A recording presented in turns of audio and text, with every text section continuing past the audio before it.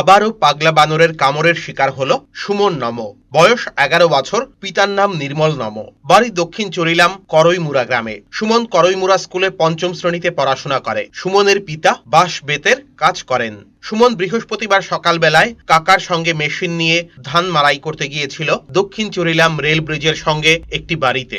এমন সময় rail bridge থেকে দৌড়ে এসে পাগলা বানরটি সুমনের হাতে পায়ে ৭ থেকে ৮টি কামড় দেয়। ফিনকি দিয়ে রক্ত ঝরতে থাকে সুমনের পা দিয়ে। হাতে পায়ে পাগলা বানর ২০ নখ বসিয়ে দেয়। সুমনের চিৎকারে সুমনের কাকা ধান মাড়াই মেশিন ফেলে দিয়ে দৌড়ে এসে পাগলা বানরটির হাত থেকে সুমনকে রক্ষা করে। প্রচন্ড ব্যথায় সুমন চিৎকার করতে থাকে। এই পাগলা বানরটি এখন পর্যন্ত দক্ষিণ চরিলাম গ্রামের ১৪ থেকে ১৫টি শিশুকে কামড়ে দিয়েছে বলে জানিয়েছেন এলাকাবাসী। স্কুল পড়ুয়ারা প্রাইভেট টিউটরের বাড়িতে এই রেল ব্রিজ দিয়ে যেতে ভয় পাচ্ছে।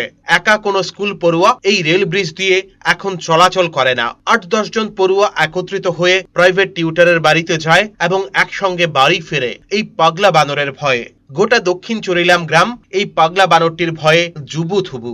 অভিভাবকরা তাদের ছেলে মেয়েদের প্রাইভেট টিউটরের বাড়িতে পাঠিয়ে ভীষণ চিন্তিত থাকেন। বহুবার চরিলাম ফরেস্ট রেঞ্জ অফিসকে জানানোর পরেও কোনো ভূমিকা নিচ্ছে না বন দপ্তর, এমনটাই অভিযোগ করেছেন এলাকাবাসী। প্রতিদিন যেভাবে এই পাগলা বানরটি রেল ব্রিজ এলাকা দিয়ে যাবার সময় ছাত্রছাত্রীদের কামড়াচ্ছে এবং বাড়ি ঢুকে শিশুদের কামড়াচ্ছে, তাতে করে যে কোনো সময় গোটা গ্রামের মানুষের ক্ষোভ আছড়ে পড়তে পারে চরিলাম ফরেস্ট রেঞ্জ অফিসের উপর। জানা গেছে এলাকাবাসী সংঘবদ্ধভাবে একত্রিত হয়ে অতি দ্রুত চরিলাম ফরেস্ট রেঞ্জ অফিসে ডেপুটেশন দেবে এই পাগলা বানরটির বিরুদ্ধে ব্যবস্থা গ্রহণ করার জন্য। আর না হলে সড়ক অবরোধে বসতে পারে এলাকাবাসী, এমনটাই আভাস পাওয়া গিয়েছে এলাকাবাসীর তরফ থেকে।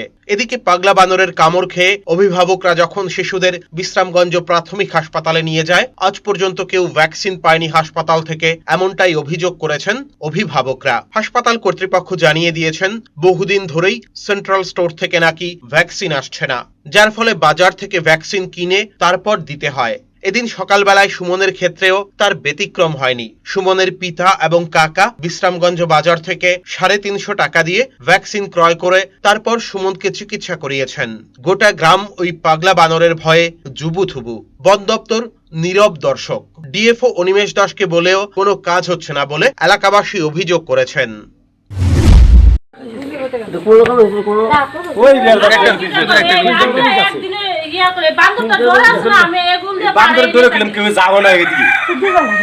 জানতাম কি গেলাম তো কাটা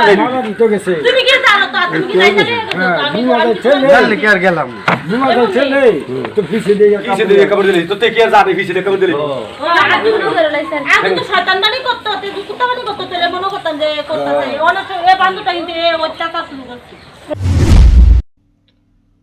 bureau report, search India, TNN।